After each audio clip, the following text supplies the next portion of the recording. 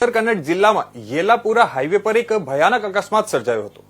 અહીં ગુલાપુરામાં શાકભાજી લઈ જતી એક ટ્રકે કાબુ ગુમાવ્યો અને ટીપર સાથે અથડાઈ ગઈ, જેના કારણે ટ્રકના ચિથર ઉડી ગયા હતા।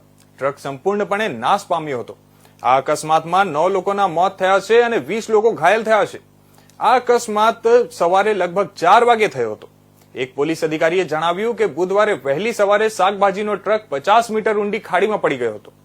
પીડિતો બધા ફળ વિક્રેતાઓ સવાનુરથી નીકળ્યા હતા અને ફળો વેચવા માટે યેલાપુરા મેળા તરફ જઈ રહ્યા હતા। ઉત્તર કન્નડના પોલીસ અધિક્ષક એમ નારાયણે જણાવ્યું હતું કે તેઓ સાવનુર હુબલી રોડ પર મુસાફરી કરી રહ્યા હતા અને આ અકસ્માત જંગલ વિસ્તારમાં થયો હતો।